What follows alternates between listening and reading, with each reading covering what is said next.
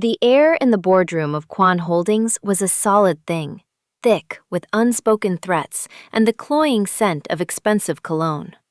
12 men, their faces carved from granite and displeasure, sat around a polished mahogany table that reflected their grim expressions like a dark mirror. At its head sat Jinhuan Quan, a man whose stillness was more menacing than any overt gesture. He was listening to a report, his face a mask of bored indifference, but his eyes, dark and depthless, missed nothing. And standing nervously by the credenza, trying to be invisible, was Amara Jones, the new intern. Her only job was to pour the water and coffee, then disappear. It was a simple task she was currently failing spectacularly. Her hands trembled, sloshing a bit of scalding coffee onto the saucer as she approached the head of the table. Her heart hammered against her ribs, a frantic drumbeat against the funereal silence of the room. This man, Mr. Quan, was terrifying. Not in a loud way, in a quiet way that suggested he could unravel the world with a single, whispered command. She set the cup down beside him, her movements jerky. One of the stone-faced men coughed, a sound like gravel grinding. The tension spiked. Amara flinched, her elbow bumping the carafe in her other hand. It tilted precariously. She gasped, grabbing for it, and in the clumsy, desperate motion, her other hand shot out to steady herself. It landed on him.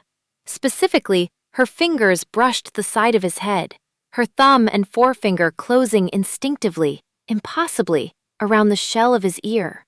A collective intake of breath sucked the remaining oxygen from the room. The report stopped mid-sentence. 12 pairs of eyes, wide with disbelief and horror, fixed on her hand.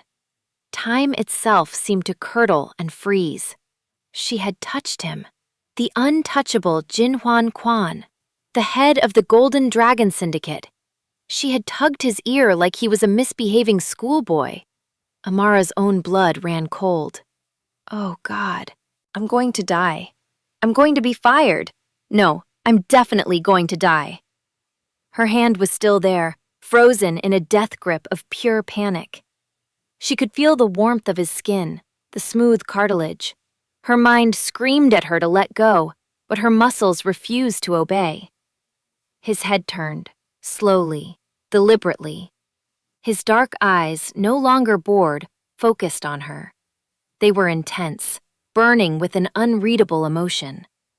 The silence stretched into an eternity. This was it. The end of her short, broke life. She was going to be a cautionary tale for all future interns. Then, the corner of his mouth twitched. A slow, lazy smile spread across his face, a startling slash of warmth in the icy landscape of his features. It was a genuine smile, one that reached his eyes and made them glitter with something that looked alarmingly like amusement. He leaned in, his voice a low, intimate rumble that was for her alone. "Is there something you need, Miss Jones?" The room held its breath. Amara finally snatched her hand back as if burned. "No!" she squeaked, her voice barely a whisper. Sorry. Jinhuan Quan's smile widened. He looked around the table at his stunned lieutenants, a silent command passing through the room. The unspoken message was clear. She was his, and no one was to touch her. He then looked back at Amara, who was beet red and wishing for the floor to swallow her whole. "Don't be," he murmured, his gaze holding hers. "It was the most interesting thing that's happened all day." 3 months earlier, Amara Jones had considered it a minor miracle that she had landed the internship at Quan Holdings at all. The multinational corporation was a titan of industry, with its sleek, imposing tower dominating the city skyline, a symbol of a world so far removed from her own, it might as well have been on another planet. Her world was a cramped 2-bedroom apartment shared with her best friend Chloe, a mountain of student loan debt, and the constant gnawing anxiety of making next month's rent. "It's just pouring coffee and making copies, Chloe," she'd said, trying to temper her friend's effusive excitement. It's not like I'm going to be in the boardroom making decisions. But it's Quan Holdings, Chloe had insisted, waving a spatula for emphasis. This is the kind of thing that looks amazing on a resume. It's a foot in the door to, not having to eat instant noodles 4 nights a week. Amara couldn't argue with that. The internship was unpaid, a fact that made her stomach clench, but she was juggling it with her weekend waitressing job. It was a brutal schedule, but it was supposed to be temporary, a bridge from the struggle to something better. That was the dream, anyway. Her first day was a blur of corporate jargon, confusing acronyms, and the overwhelming feeling of being an imposter. Everyone was dressed in tailored suits that probably cost more than her rent, their shoes clicking with purpose on the marble floors. Amara, in her best and only blazer from a thrift store, felt like a sparrow that had accidentally flown into a cage of eagles. She was assigned to the executive floor, the 30th, a place of hushed tones and intimidating efficiency. Her direct supervisor, a woman named Ms. Choi with a severe haircut and a permanent look of disapproval, had given her a list of duties that mostly involved being invisible but available.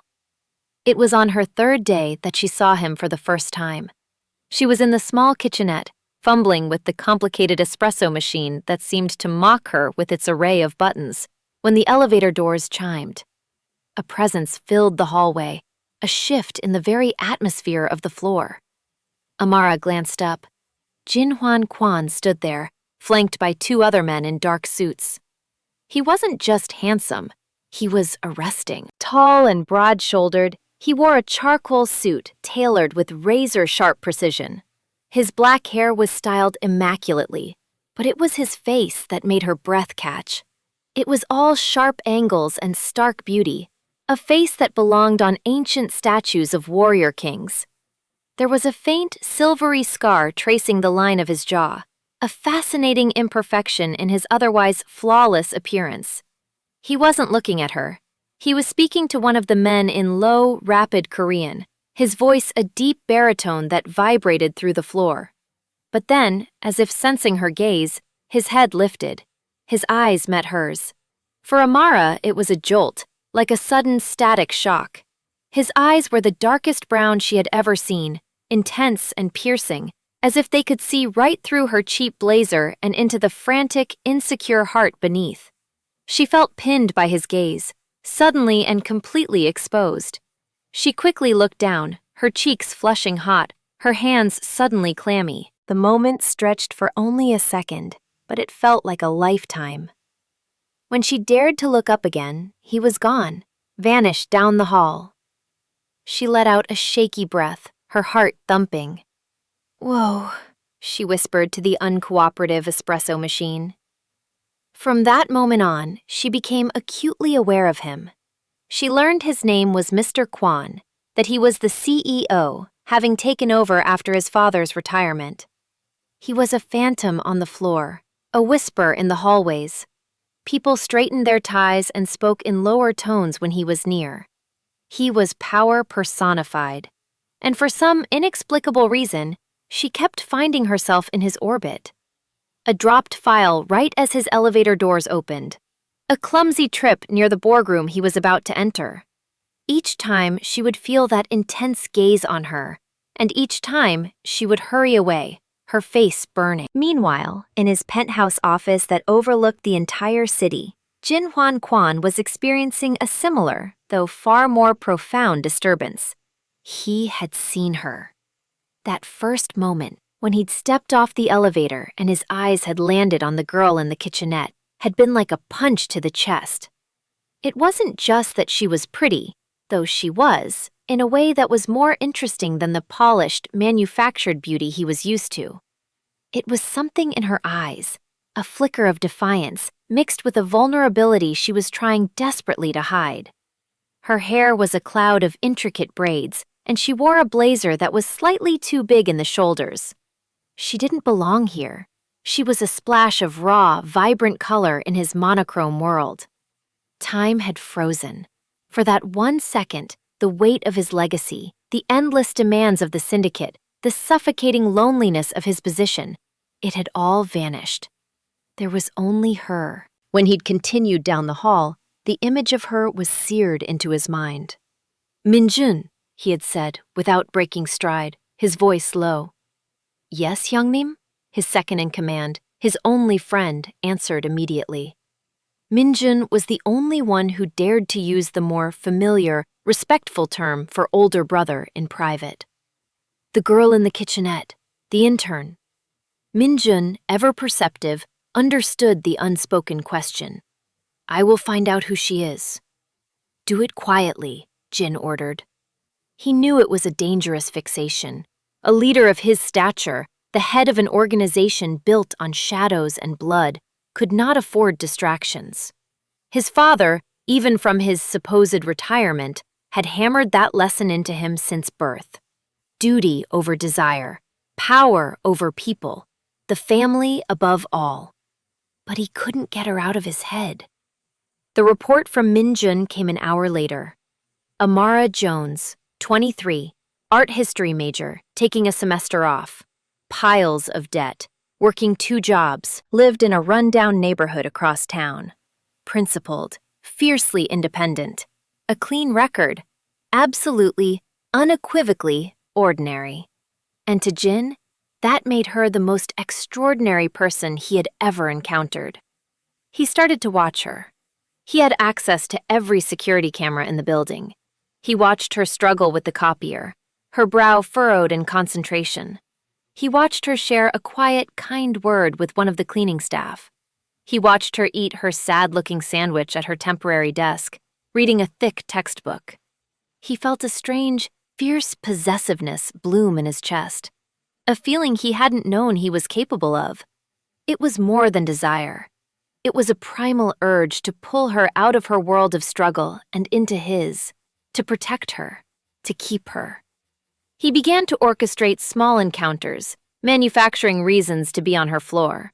He would walk past her desk just to catch the scent of her subtle, clean fragrance, a mix of soap and something uniquely her. He would see the way she would stiffen, the way her eyes would dart away, and it only intrigued him more. She was wary of him. Good, she should be. But she wasn't afraid in the same sycophantic way everyone else was. Her wariness was different. It was personal. It was the caution of a wild thing sensing a predator.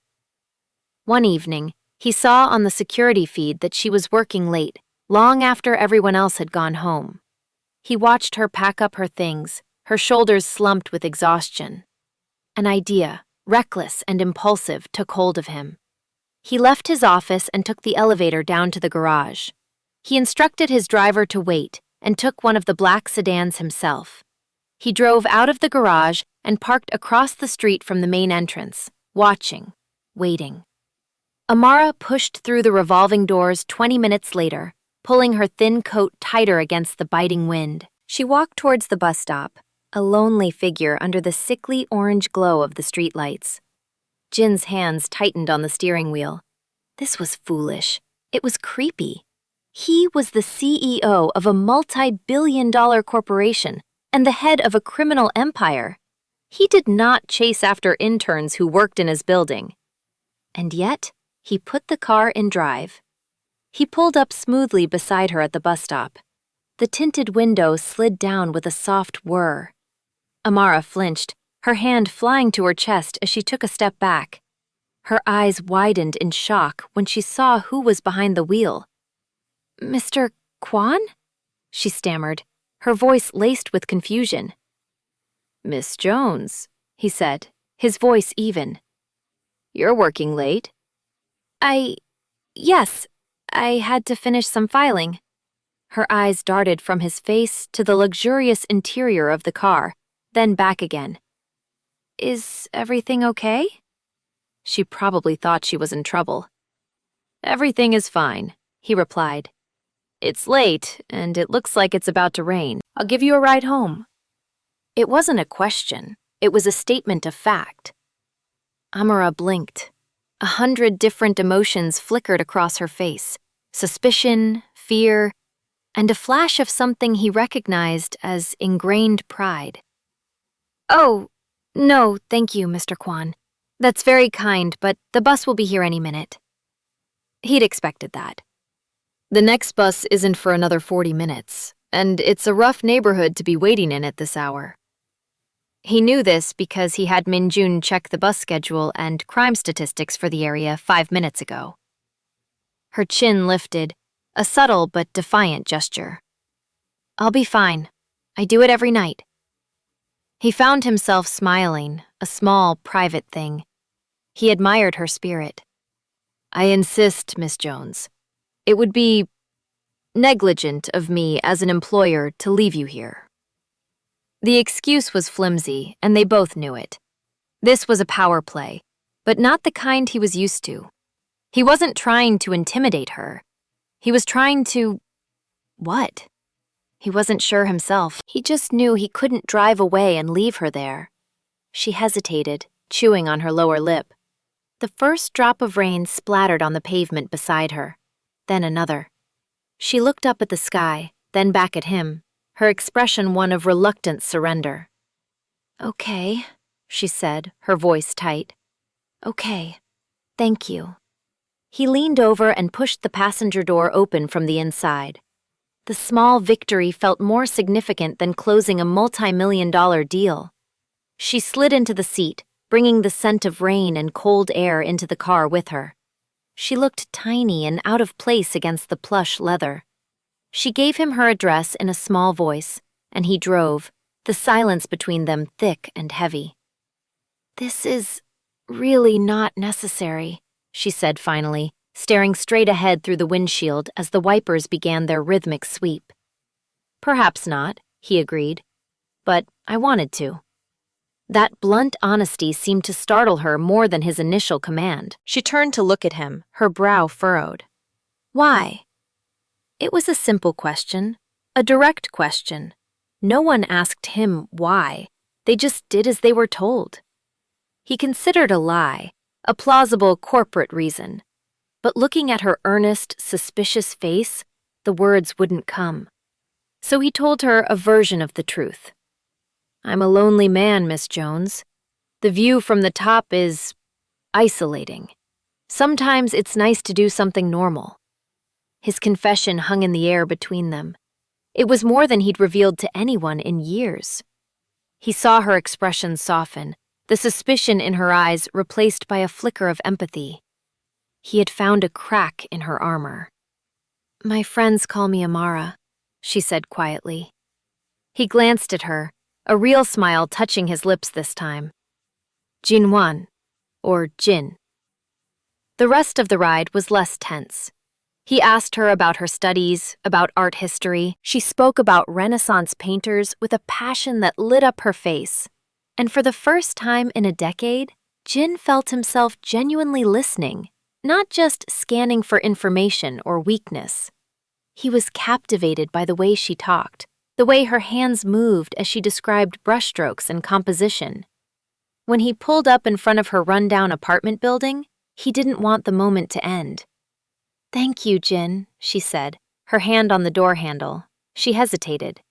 For the ride, and for the conversation. The pleasure was all mine, Amara, he said, his voice softer than he intended. She gave him a small, shy smile before getting out of the car. He watched until she was safely inside the building's front door before he pulled away. As he drove through the rain-slicked city streets back toward his empty penthouse, he knew, with a certainty that terrified and thrilled him, that he was in deep trouble. He had tasted something real, and he was already starving for more. Amara leaned against her apartment door, her heart doing a frantic tap dance. Chloe was on the couch, surrounded by textbooks, and looked up with a raised eyebrow. You're late, and you look like you've seen a ghost. A very handsome, very rich ghost who drives a car worth more than this entire building. Amara's eyes widened. You saw? I saw a ridiculously expensive black car pull up. I did not expect you to get out of it. Spill. Now. Amara slid down the door to sit on the floor, recounting the entire bizarre encounter, from the bus stop to the conversation about art. Whoa. Chloe breathed when she was done. The CEO? The super hot, super scary CEO gave you a ride home? He's not scary, Amara said, then paused. Okay, he is. But he was also nice and sad. Sad? Chloe scoffed. Honey, men like that aren't sad. They're complicated, and complicated is usually code for, will ruin your life, but you'll look great doing it. It's not like that, Amara insisted, though a part of her worried Chloe was right. It was just a ride. But it wasn't just a ride. The next day at work, the invisible wall between them had changed. It was thinner, more porous. When he walked past her desk, his eyes would meet hers for a fraction of a second longer. A silent acknowledgement, a shared secret. The small, orchestrated encounters became less orchestrated and more intentional. He found a reason to ask her opinion on the color palette for a new charitable foundation's logo, citing her artistic eye. He'd stand a little too close, his presence a warm, magnetic pull that made her skin tingle. Amara found herself caught in a dizzying spiral. Her head screamed at her to run. This was a man of immense power and wealth, a man from a different universe. Chloe's warnings echoed in her mind. This had bad idea written all over it. But her heart was stupid. It was drawn to the vulnerability she'd seen in his eyes that night in the car. It was intrigued by the man who listened to her talk about Caravaggio with an intensity he usually reserved for stock portfolios. The tension between them built over the next few weeks, a low hum of electricity under the surface of their professional interactions. It was a dangerous, thrilling dance of proximity and retreat. He would advance, she would pull back, and then he would offer another glimpse of the man behind the mask, and she would find herself leaning in once more. This delicate balance was shattered on the day of the boardroom meeting. It was a notoriously tense quarterly review with the heads of the syndicate's legitimate operations, men who answered to Jin, but whose loyalty was to the old ways, to his father's brutal regime. The air was thick with challenge and veiled disrespect. Jin was on edge. He could feel them testing him, probing for weakness. His focus needed to be absolute. But then the door opened, and Amara walked in with the coffee tray, looking nervous and beautiful, and his focus splintered. He watched her move around the room, his men tracking her with dismissive or lecherous eyes that made Jin's jaw tighten. He wanted to clear the room, to erase their gazes from her. And then it happened. The stumble, the gasp, the clumsy, desperate motion, and her hand, her warm, trembling hand, closing around his ear. For Jin, the world went silent. The shock in the room was a palpable force. In his world, an unauthorized touch was a capital offense. It was the ultimate sign of disrespect, a challenge to his authority. Every instinct, honed by years of violence and paranoia, screamed at him to react, to make an example, to put the fear of God into this girl who had dared. But the feeling of her touch was not a challenge. It was grounding. It was an anchor in the storm of the meeting. It was clumsy and real, and so quintessentially her. In that frozen moment, looking at her terrified face, he felt not anger, but an overwhelming wave of affection and protectiveness. He saw the calculation in the eyes of his subordinates. They were waiting. A harsh reaction would reestablish his dominance. Any other reaction would be seen as weakness. He chose weakness. He smiled. The shock in the room curdled into pure disbelief. Jin Huan Quan did not smile in meetings. He did not show amusement. He did not tolerate such familiarity. His low words to her, his dismissal of her apology, were a declaration. It was a warning to every man in that room. She was not to be trifled with. She was under his personal, absolute protection. He had, in that single moment, declared her an extension of himself. After she fled the room, red-faced and mortified, Jin turned his smiling face back to his lieutenants. The smile was gone, replaced by a look of cold, hard authority that was all the more terrifying for its brief absence. "Where were we, Mr. Park?" he asked, his voice deceptively soft. The meeting concluded quickly after that. The challenges ceased. His message had been received. That evening, he found her packing up her desk, studiously avoiding his gaze. He didn't say a word. He simply came to stand in front of her desk and waited. Finally, she looked up, her expression miserable. "Mr. Kwon, Jin, I am so sorry about today. I don't know what happened. I was just so nervous and—" "Amara," he cut her off gently. He reached out, his fingers tracing the path her hand had taken, from her elbow up to his ear. "Look at me." She met his eyes, and the apology died on her lips. The air between them was crackling, humming with all the unspoken things from the past weeks. The car ride, the stolen glances, the conversation about art, the ear tug, it all culminated in this single, charged moment. "I told you," he said, his voice a low murmur. "It was the most interesting thing that's happened all day." "I could have gotten you killed," she whispered, a statement that was more perceptive than she could possibly know. "Or," he countered, stepping closer, his hand dropping to cup her jaw, his thumb stroking her cheek. "You could have been the only thing that kept me from killing one of them."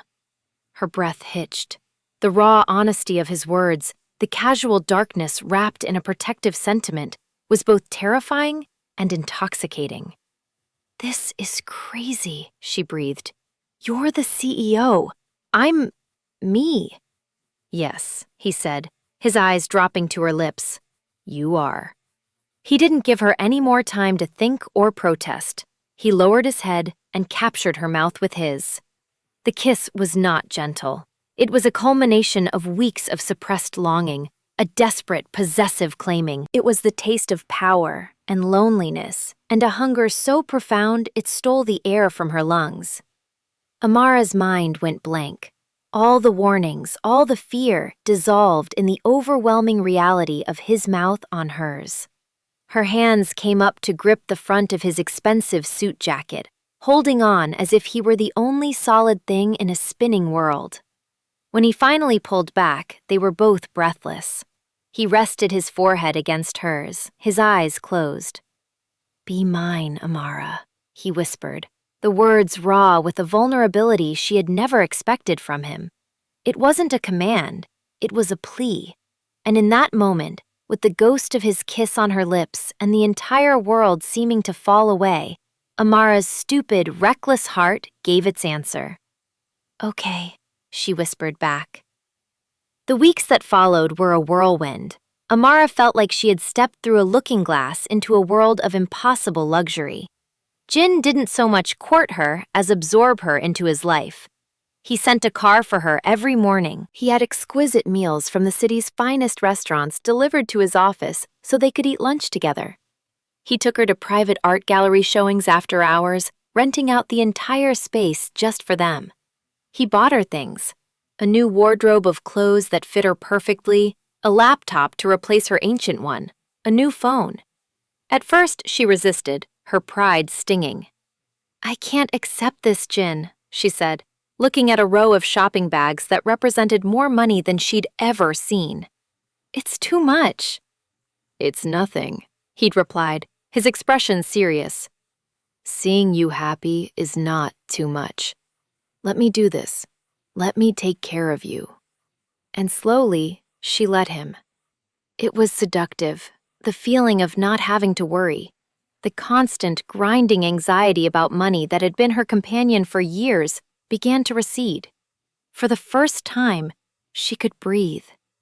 But alongside the glamour was the shadow. His life was one of secrets. He would get calls in the middle of the night and leave without a word. Minjun would appear with a grim face, and they would disappear into his study for hours, speaking in hushed, urgent Korean. Men with hard eyes and ill-fitting suits were a constant presence at the periphery of their lives, his security detail. Amara tried not to ask questions. She told herself he was just a powerful, important businessman. That was all.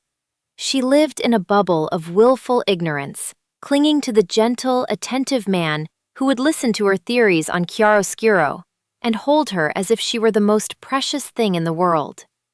Chloe was less convinced. "I'm happy for you, I really am," she said one evening when Amara came home to grab some more of her things. "But be careful, eh? This is a fairy tale, and fairy tales always have a dark forest." The dark forest revealed itself on a Tuesday. They were at his penthouse. He had been tense all day, distracted and grim. Amara had tried to lighten his mood, making him dinner, putting on his favorite jazz record. He had been appreciative, but the shadow remained in his eyes. They were on the balcony, the city lights a glittering carpet below them. He was staring out into the darkness, a glass of whiskey in his hand. "Something's wrong," Amara said softly, coming to stand beside him. He was silent for a long time. Then he sighed, a heavy, weary sound. "There was an incident today, a business disagreement." "What kind of incident?" He turned to look at her, and his eyes were haunted. "A rival faction tried to take over one of our shipping routes. It was hostile." "Hostile?" Amara's stomach clenched. "Like lawyers and contracts hostile?" Jin's mouth twisted into a grim, mirthless smile. "Not that kind of hostile." He took a deep breath.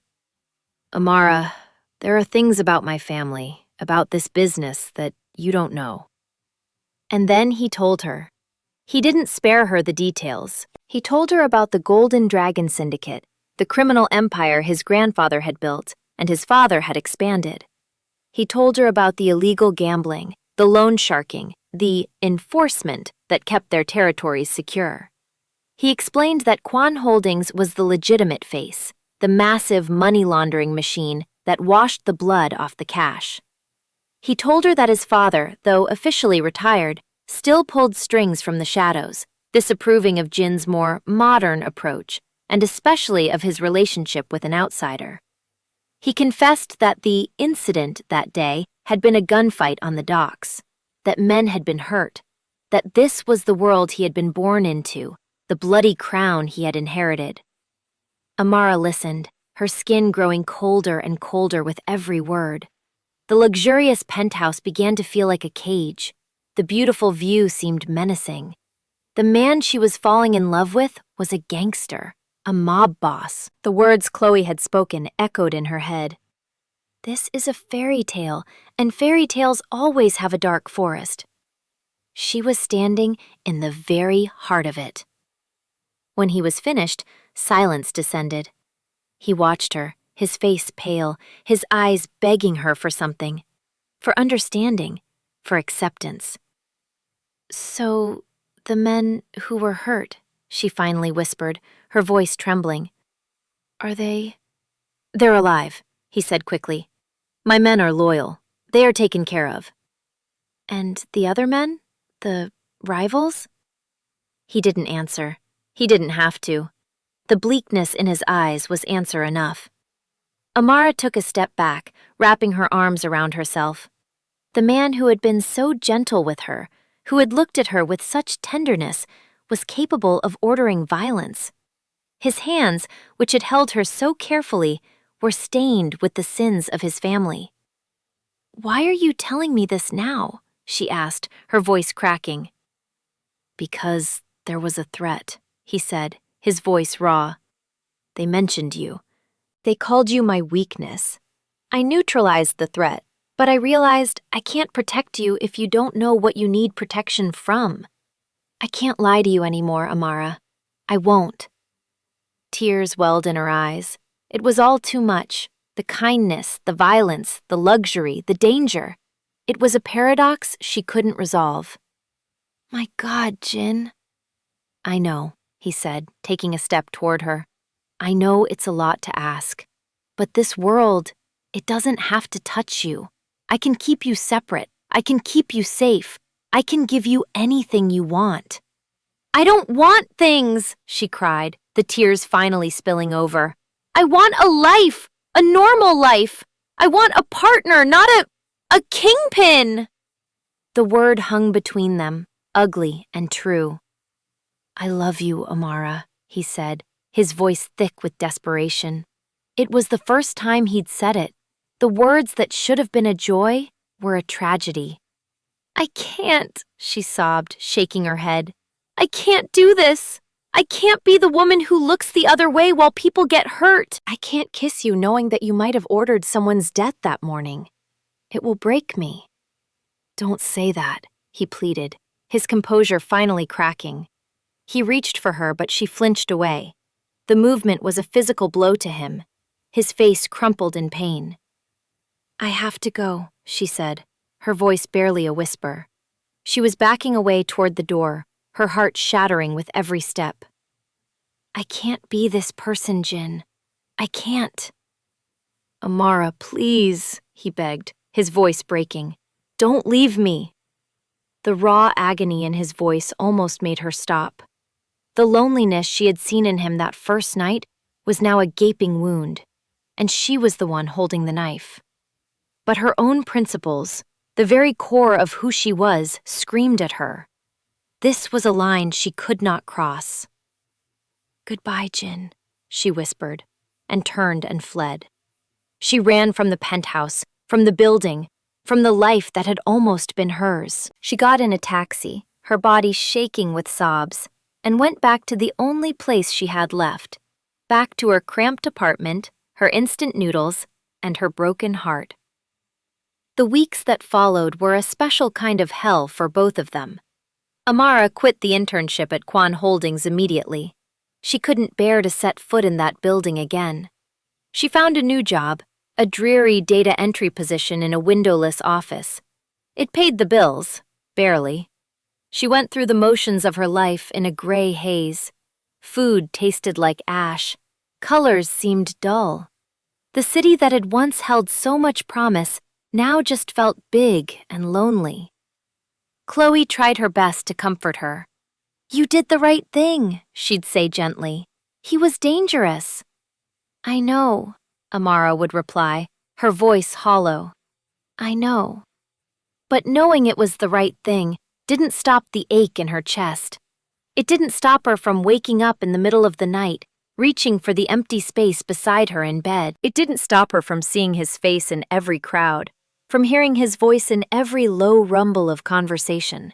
She missed him with a physical, gut-wrenching pain. She missed the man, not the monster. But she was beginning to realize they were one and the same. Her mother, when Amara finally confessed a heavily edited version of the story, was predictably unsympathetic. I told you to be wary of men with too much money, Amara. They live by different rules. You're better off without that kind of trouble. Amara knew her mother meant well, but the words felt like salt in a wound. She hadn't just lost a wealthy boyfriend. She had lost the other half of her soul. For Jin, the world without Amara was colorless and silent. Her absence was a physical presence in his penthouse, a ghost in every room. He smelled her scent on his pillows and saw her smile in his memory until it drove him mad. He threw himself into his work, but the fire was gone. He became colder, more ruthless than ever before. He crushed the rival faction that had threatened her with a brutality that made even his most hardened men flinch. He expanded his empire, his ambition now fueled by a black, nihilistic rage. But every victory felt hollow. Every conquered enemy, every new million in the bank meant nothing. The loneliness he had carried his whole life had returned, but now it was a crushing, suffocating weight, because now he knew what it was to be without it. Minjun watched his friend self-destruct with growing alarm. "Hyungnim," he said one night, finding Jin staring into a glass of whiskey, the same way he had been the night she left. "This is not the way. You are destroying yourself."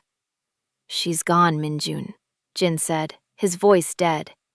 "What else is there?" "You told her you could keep her safe. You told her that world wouldn't have to touch her." "But you were wrong," Minjun said. his voice firm but respectful. As long as that world exists, it will always touch you. And anything that touches you will eventually touch her. You cannot have both. You cannot have the light and the dark. Minjun's words struck Jin with the force of a physical blow. He was right. He had offered her a gilded cage, but a cage nonetheless. He had asked her to accept the darkness in him, to live alongside it. He had never considered the other option. He had never considered getting rid of the darkness. A new idea began to form in his mind, a radical, impossible idea. What if he could change? Not just himself, but the entire empire his family had built over generations. What if he could drag the Golden Dragon Syndicate into the light? The thought was terrifying. It was heresy. His father would see it as the ultimate betrayal. The old guard, the men loyal to the traditional ways, would fight him to the death. It would be a war. It would be bloody and dangerous, and could cost him everything. He looked around the opulent penthouse, at the symbols of his wealth and power, all of it built on a foundation of crime and fear. And he realized he would burn it all to the ground for a chance to see her smile again. "Minjun," he said, his voice no longer dead, but filled with a new, terrifying resolve. "Call a meeting. All the family heads. It's time for a change." What followed was a purge. Jin Wan Quan declared war on his own organization. He called it restructuring. The syndicate called it a betrayal. He started by systematically cutting off the most illicit sources of income. The loan sharking operations were dismantled, the debts either forgiven or sold to legitimate collection agencies. The illegal gambling dens were shut down.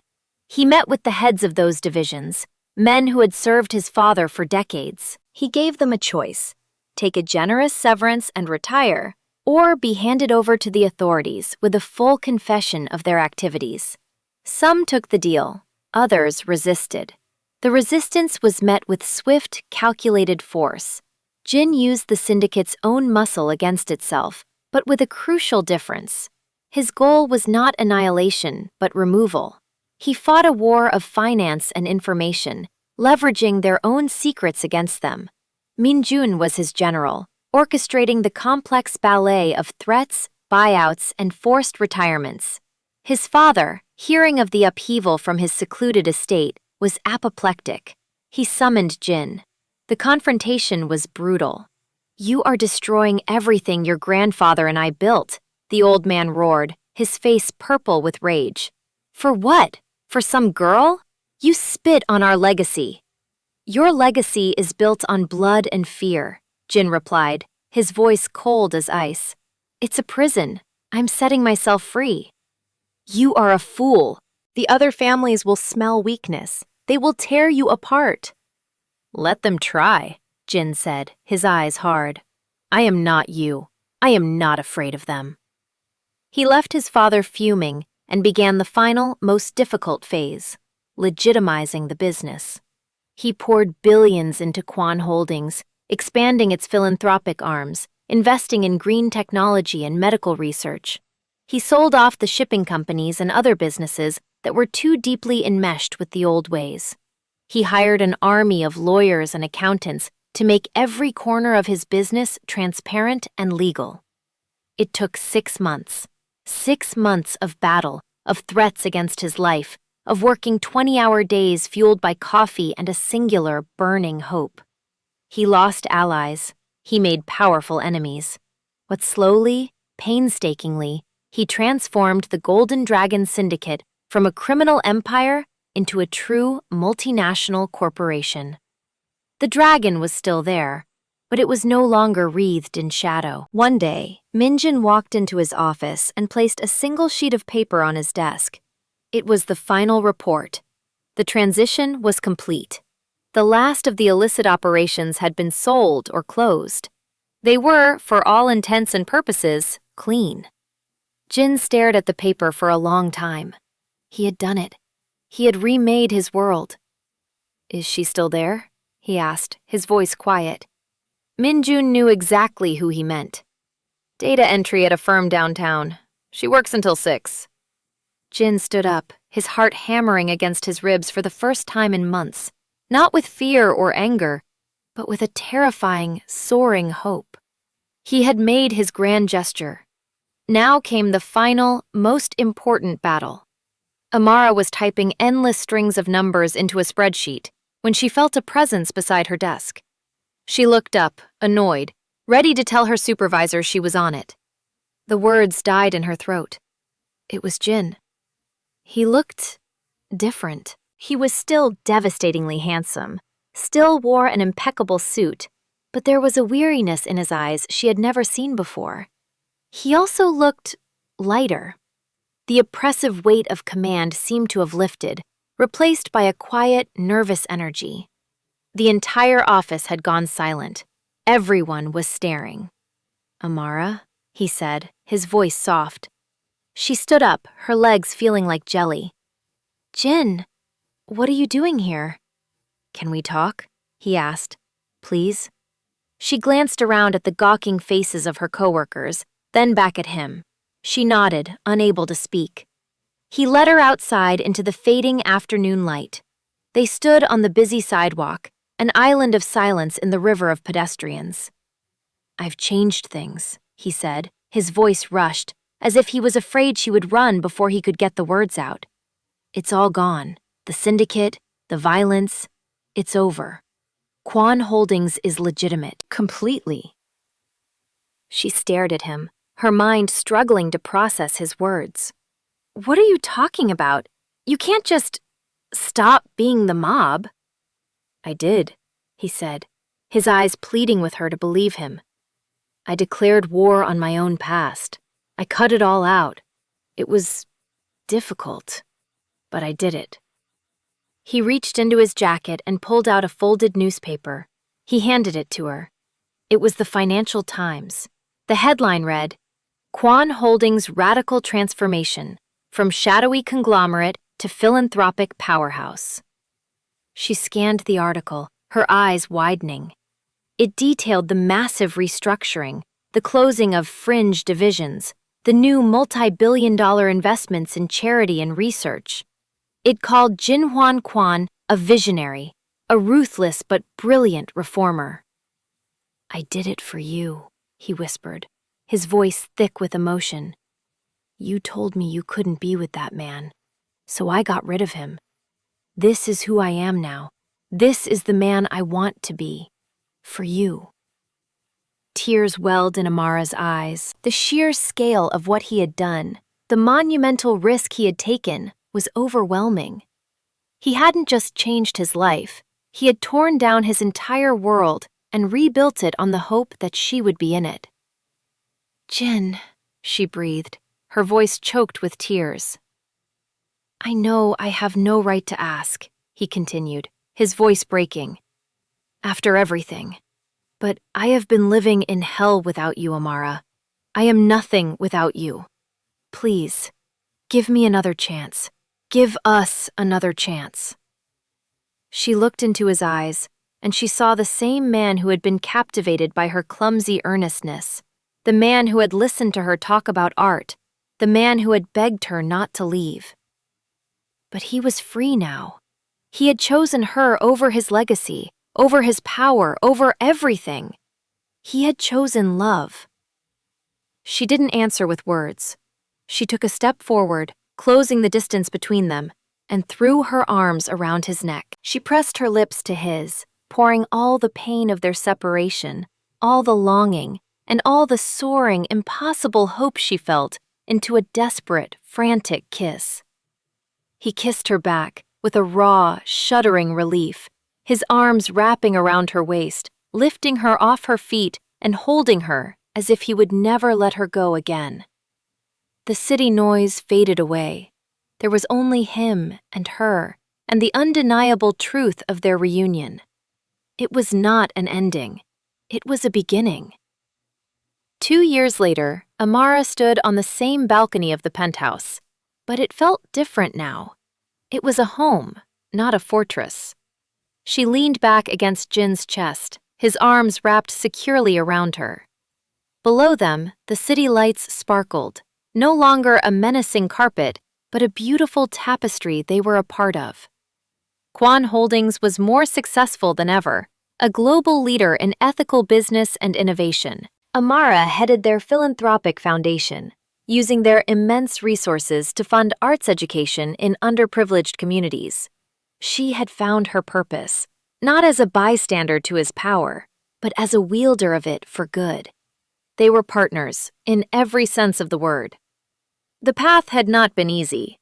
There were still echoes of his past, threats from old enemies who had not forgiven his transformation, but they faced them together. His intensity and decisiveness, once used for violence, were now her shield. Her empathy and principles, once a source of conflict, were now his compass. He kissed the top of her head, his touch gentle. The scar on his jaw was just a part of his face she loved to trace with her fingers. The hidden tattoos on his torso were just stories of a past he had conquered. "What are you thinking about?" he murmured into her hair. She smiled, turning in his arms to face him. "I was just thinking about the first time I really got your attention." A slow, familiar smile spread across his face, the one that still made her heart skip a beat. "The boardroom," he said, his eyes glittering with the memory. "When you completely terrorized my entire command structure by grabbing my ear." "I was so scared," she admitted, laughing softly. "I thought you were going to have me thrown out the window." "Throw you out the window?" He pulled her closer, his expression turning serious, his voice a low, possessive rumble. "Amara, my love, in that moment, if you had asked me to, I would have thrown them out the window for you." She looked into his eyes and saw no darkness, no shadows, only an infinite, all-consuming love. He had been a kingpin, a man trapped by a legacy of fear. But she had been his resilient heart, and together they had found their redemption. She leaned in and kissed him. Home at last. This story teaches us that love's true power isn't just in acceptance, but in its ability to inspire profound change. It shows that no one is beyond redemption if they are willing to dismantle their own darkness for the sake of a brighter future with someone they love. It's a testament to the idea that true strength isn't about holding on to power, but about having the courage to let it go and build something new and worthy of love. We really hope you enjoyed this educational piece of content and hope that you could understand the moral lessons behind it. We work hard to create stories that are not only entertaining, but also offer insights into human nature and the transformative power of connection. If this story resonated with you, please show your support by hitting the like button, subscribing to our channel for more content, and sharing this video with others who might enjoy it. Your engagement helps us continue to bring these narratives to life. We have a question for you. When Amara first learned the truth about Jin's life, she chose to leave. Do you think she was right to do so? Or should she have stayed and tried to change him from within?